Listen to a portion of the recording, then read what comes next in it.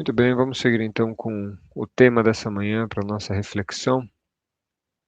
Vou colocar na tela para que os irmãos possam acompanhar a leitura.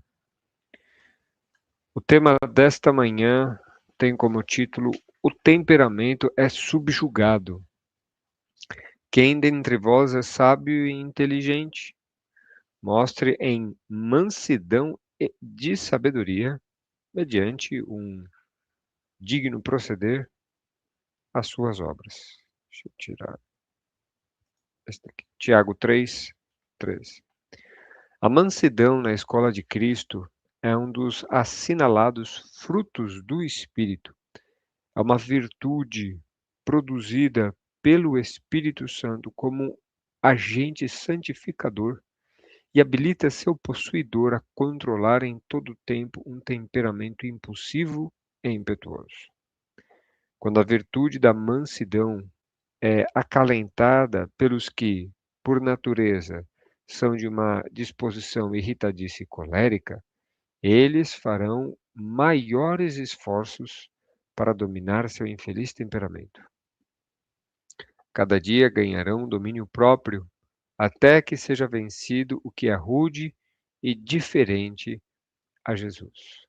Tornam-se cada vez mais semelhantes ao modelo divino, até poderem obedecer à ordem inspirada que diz: pronto a ouvir, tardio para falar, tardio para se irar. Quando alguém alega estar santificado e, mesmo assim, em palavras e ações, pode ser representado por uma fonte impura que emite águas amargas, então podemos seguramente dizer: essa pessoa está enganada. Ela precisa aprender o próprio alfabeto do que constitui a vida de um cristão. Alguns que professam ser servos de Cristo têm, por tão longo tempo, acalentado o espírito de aspereza, que parecem amar o elemento profano e ter prazer em proferir palavras que desgostam e irritam. Tais homens precisam converter-se antes que Cristo os reconheça como seus filhos. A mansidão é o adorno interior que Deus atribui grande valor. O apóstolo fala dela como sendo mais excelente e valiosa do que ouro, pérolas ou vestuário dispendioso.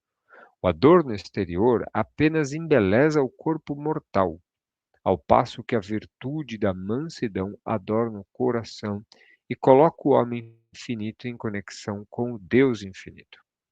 Este é o ornamento da própria escolha de Deus. Aquele que ornamentou os céus com esferas de luz prometeu que, pelo mesmo Espírito, adornará os mansos com a salvação. Os anjos do céu registrarão como melhor adornados aqueles que se revestem do Senhor Jesus e andam com ele em mansidão e humildade de espírito. Jesus é o modelo perfeito. Em vez de procurar agradar-nos a nós mesmos e seguir nossa própria vontade, procuremos refletir a sua imagem. Ele era bondoso e cortês, compassivo e terno. Somos semelhantes a ele nestes aspectos? Procuramos tornar nossa vida perfumada com boas obras? O que necessitamos é a simplicidade de Cristo. O caráter humano é depravado, deformado pelo pecado e muito diferente do caráter do primeiro homem, assim que acabou de ser formado pelas mãos do Criador. Jesus quer tirar a deformidade e o pecado das pessoas e dar a estas pessoas em troca a beleza e a excelência do seu próprio caráter. Ele se empenha em renovar a alma pela verdade. O erro não pode realizar essa obra de regeneração. Precisamos ter, portanto, uma boa visão espiritual para discernir entre a verdade e a falsidade, para assim não cairmos na cilada do inimigo. Quando o homem se converte pela verdade, prossegue a obra de transformação do caráter.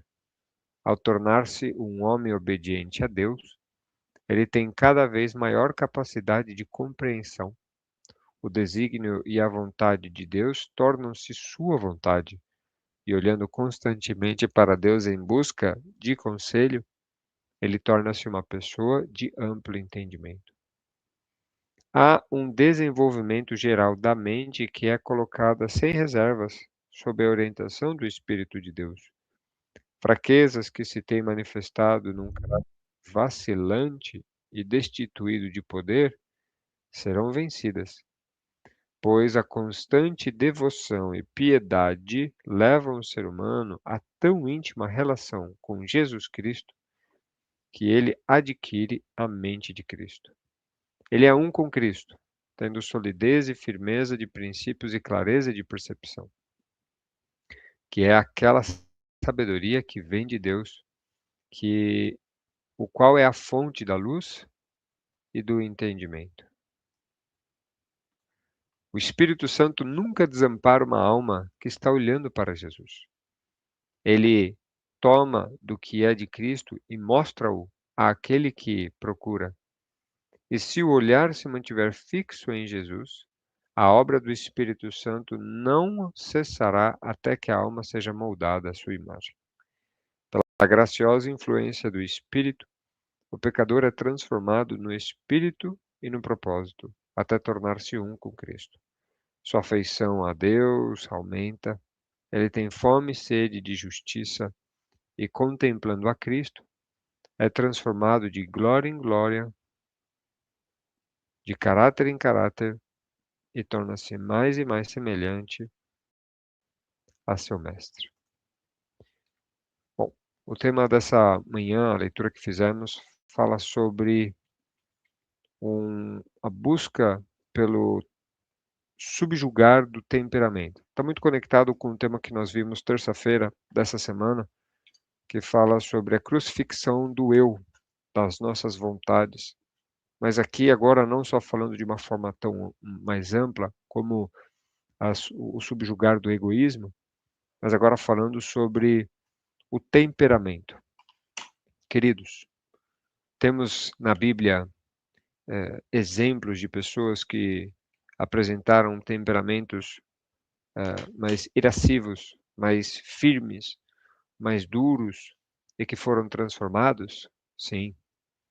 Vamos lembrar que ainda assim pessoas pecadoras, como foi o caso que citamos de Pedro.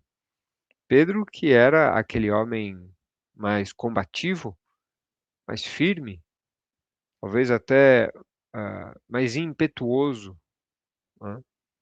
E de tão impetuoso que ele ele chegava a falar assim, como diz a palavra, falava bobeiras, né? Como por exemplo quando ele e Jesus e os outros dois discípulos subiram ao Monte da Transfiguração, e ali Cristo é transfigurado na frente deles, e Pedro mais uma vez, porque simplesmente não conseguia conter a sua língua, disse: é bom estarmos aqui, façamos 3 tendas, uma para você, uma para Moisés e uma para Elias. E a Bíblia relata de que falou isso porque não sabia o que falar, ou seja, só falou palavras. Então este Pedro, que era incontido nas suas palavras, este Pedro que em um momento disse: jamais te negarei, quando Jesus disse: Pedro, Pedro, hoje antes que o galo cante 2 vezes, você me negará 3 vezes. Ainda que for necessário, iremos contigo até a morte. Pedro, Pedro, Satanás pediu para que você fosse peneirado, né? Ou seja, Satanás está olhando para você e vê que o seu coração ele ainda não está firme para comigo. E interessante a forma como Jesus, nesse momento, fala com Pedro, né? Quando ele fala assim, Satanás pediu para que você fosse cirandado ou peneirado, Jesus complementa dizendo, quando você se converter, apacenta, cuida dos seus irmãos, né? Apacenta as minhas ovelhas. Ou, no caso, ele fala, fortalece os teus irmãos.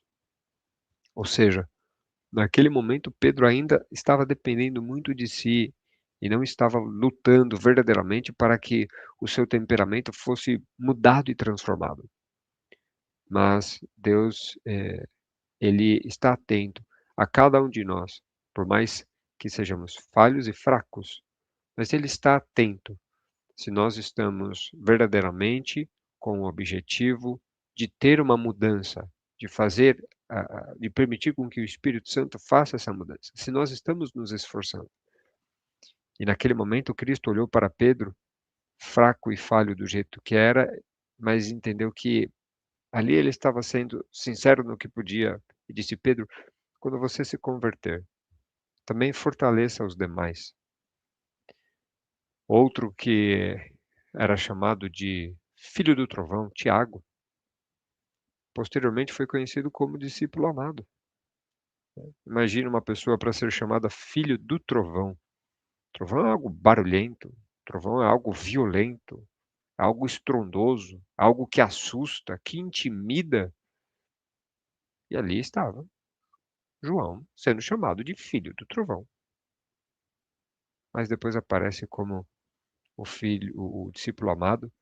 E quando João escreve o Evangelho de João, que entendemos ter sido o último livro que João escreveu, já no fim da sua vida, ao relatar a cena da Santa Ceia, ao falar sobre ele mesmo, no momento em que Jesus indica que o próprio Jesus seria traído, João reclina a sua cabeça sobre o peito de Cristo e ali está dizendo: aquele que Jesus amava, aquele discípulo que Jesus amava, o perguntou. João estava falando de si mesmo, ou seja, João agora olhando para trás, mesmo naquele momento, ele ainda sendo o filho do trovão, olhando para trás, agora ele vê o discípulo amado. É isso que eu e você devemos fazer ao entregarmos a nossa vida continuamente para que o Espírito Santo faça a transformação que Ele deseja em cada um de nós, ainda que possamos olhar para trás e ver todas as nossas falhas, fraquezas e quedas, não dar atenção a isso, não ficar remoendo isso, mas olhar para trás e dizendo: este era eu, o discípulo que Deus amava e que Deus queria transformar. Eu falo por mim, queridos, cada um conhece da sua vida, das suas dificuldades e das suas lutas. Quando eu olho para trás, eu peço perdão a Deus pelas falhas que eu cometi. Ao mesmo tempo, eu agradeço, dizendo: Senhor, muito obrigado, porque lá atrás o Senhor viu quem eu poderia ser e o Senhor não desistiu de mim. Como o Senhor não desistiu de Pedro, como o Senhor não desistiu de Tiago, como o Senhor não desistiu de nenhum dos outros discípulos que eram falhos também, que eram fracos na fé, o Senhor também não desistiu de mim. E olhando para mim, dizendo: Filho, quando você se converter, fortalece os seus irmãos. A, a meditação dessa manhã fala sobre a necessidade, em especial, de pessoas que têm um temperamento mais impulsivo. Obviamente, nós sabemos que existem pessoas com temperamentos diferentes. Tem pessoas que são mais impulsivas, como Pedro foi, sim. Mas tem pessoas que têm um temperamento, por natureza, mais tranquilo. Pessoas que são mais calmas, pessoas que são mais contidas. E a meditação dessa manhã focou neste grupo de pessoas que têm um temperamento mais impulsivo. Talvez seja mais difícil, como provavelmente foi mais difícil para Pedro, se comparado com qualquer outro discípulo que já tivesse uma predisposição mais tranquila. Mas por que é mais difícil, ou porque isto está em nós, não é desculpa para que a gente faça a seguinte, ou dê a seguinte resposta: eu sou assim, nasci dessa forma, tenho essa característica e vou com isso até a morte, né? Ou seja, vou morrer desse jeito. Não, de forma alguma. Se a palavra de Deus diz que Pedro foi transformado, e se a palavra de Deus diz que é possível que Deus faça uma transformação e que da onde antes saía água impura passe a sair água pura, da onde saíam palavras de contenda passe a sair palavras boas, este é a oportunidade que está nas nossas mãos. Agora, obviamente, o que eu vou fazer? Bom, existem diversas coisas que podem ser feitas, é claro. Uma pessoa que tem um temperamento mais impulsivo pode buscar auxílio de um psicólogo, pode, que vai ajudar em entender as ferramentas, características que poderiam auxiliar essa pessoa, com certeza. Conselho de um amigo, irmão na fé, pode. Livros que vão auxiliar, como até próprios livros do Espírito de Profecia, sim. Mas nada disso vai estar no lugar de algo que é extremamente importante. A pessoa buscar diariamente a presença do Espírito Santo. Por quê? Somente o Espírito Santo pode transformar a cada um de nós. Ou seja, se eu fizer tudo, eu vou no melhor psicólogo, eu busco os melhores livros, eu faço as melhores terapias, converso com amigos, etc e tal, e até tento me esforçar pela minha própria força, eu vou falhar. É isso que Cristo disse, quando ele falou: "Quando o Espírito Santo vier, ele convencerá as pessoas". E obviamente, como é ele que convence, também é ele que converte, é ele que muda, é ele que transforma. Por isso a nossa busca diária pelo Espírito Santo. Aqui estamos terças e quintas, é verdade, mas a gente deve orar todos os dias pelo batismo do Espírito Santo, para que o Espírito Santo nos transforme de acordo com a vontade dele e que a gente possa apresentar: bom Deus, eu tenho esta falha, tenho esta característica, mas eu sei que isto não te agrada, me ajuda. E aí, obviamente, vem a união daquilo que é o esforço humano com a capacitação do sobrenatural. Na palavra de Deus, temos diversas citações em que Deus fez o milagre, fez o sobrenatural, mas ele pediu para que aquilo que estava em nossas condições fosse feito. Para citar um caso, né, para citar um caso, mas poderíamos ter citado diversos outros, a gente vê o caso de Lázaro. Jesus, diante da tumba, ele diz: tirem a pedra. Essa é a parte que o homem pode fazer. Qualquer homem poderia mover aquela pedra para o lado. O que qualquer homem não podia fazer era uma transformação em uma pessoa que estava morta para voltar a ter vida. O que você pode fazer? Na sua dificuldade, em alguma falha de caráter ou em um temperamento que não agrada a Deus? O que cabe a você fazer? Qual o maior esforço, né, ou o esforço mais intencional que você deve fazer? Isso faça você. Isso Deus não fará por você. Se é você se policiar melhor, se é você ir buscar, se por acaso isso está muito enraizado no seu eu, é buscar auxílio de pessoas como um psicólogo, terapeuta, isso cabe a você. Mas naquilo que você não consegue, aí entra pedir ajuda do Espírito Santo, como Maria Madalena, como Marta, ao se encontrarem com Jesus, choraram e falaram diretamente: se o Senhor estivesse aqui, eu sei que ele não teria morrido. Ou seja, falar: Senhor, eu sei que o Senhor pode fazer qualquer coisa e eu sei que até agora o que o Senhor pedir, Deus fará. Então vá até Deus falando: Senhor, eu estou fazendo a minha parte, aquilo que depende de mim eu estou fazendo, mas eu sei que eu, por mim mesmo, não vou ter condições de transformar quem eu sou para chegar a ser mais semelhante a Jesus Cristo, que é o meu modelo. Então, faça a transformação daquilo que não cabe a mim. Preste atenção, queridos. Preste atenção à palavra que você fala. Preste atenção à palavra que vem à sua mente. Porque, como diz a palavra de Deus, a mente fala do que está cheio o coração. Se as palavras que saem da sua boca são usando a palavra comum, né? Se são palavrões, se são palavras rudes, é porque o seu coração está cheio de coisas rudes, coisas agressivas. Se da sua boca saem palavras de bênção, é porque do seu coração há palavras de bênção, há pensamentos de bênção. Repreenda pensamentos ruins, repreenda palavras ruins. Peça perdão a Deus quando ou se você fizer isso. Por quê?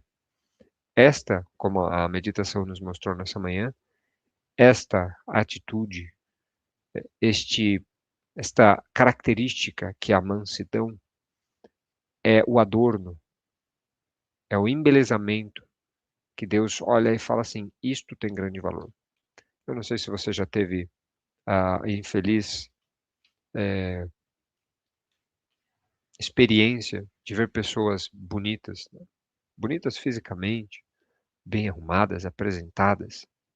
E quando você olha num primeiro momento, você fala, uau, que pessoa bonita, né? Que porte, que rosto, que simetria, tudo.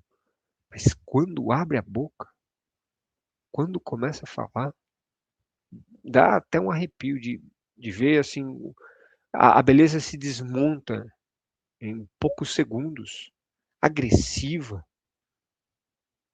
rude, egoísta, etc, etc. Aquela beleza que a gente viu inicialmente parece que já não vale de mais nada. E é isso que Cristo, através da mensagem dessa manhã, está tentando nos mostrar. O que importa é aquilo que o exterior pode ser, quando na verdade o que Deus busca é a beleza. O que importa é o que o exterior pode ser, se na verdade o que Deus busca é o interior. Pelo outro lado, eu e você já vimos pessoas mais simples, quem sabe ali com o seu rosto já marcado pelo tempo, com rugas, com manchas, quem sabe pessoas que não têm aquela possibilidade, né, de ter ali a maquiagem, ou maquiagem no sentido de estar ali bem apresentada, enfim, não a maquiagem processual, mas estar ali bem apresentada, com o cabelo correto, com a barba bem feita, nesse sentido, né? Mas quando abre a boca, tão agradável estar próximo dessa pessoa.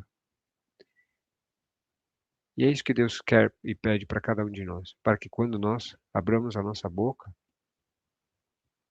as pessoas que estão ao nosso redor se agradem em ouvir as nossas palavras. E por se agradarem de ouvir as nossas palavras, elas sintam prazer em estarem próximas a nós, do mesmo jeito que sentiam prazer em estarem próximas de Cristo. A simplicidade de Cristo, a ternura dele, o amor dele, é o que Deus pede para que nós tenhamos e assim possamos atrair as pessoas a Cristo.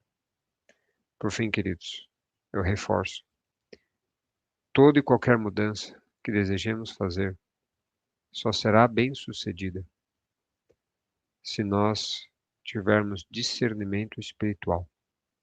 E esse discernimento espiritual, ele depende da atuação do Espírito Santo. Aqui, a meditação disse assim: precisamos ter, portanto, boa visão espiritual para discernir entre a verdade e a falsidade, para não cair na cilada do inimigo. E a palavra de Deus em Apocalipse, na mensagem que é para cada um de nós, a mensagem para a Laodiceia, diz claramente: eu recomendo, eu oriento, eu te indico que você compre colírio de mim, para que possas ver. O colírio é o Espírito Santo, é o abrir dos nossos olhos para temas espirituais.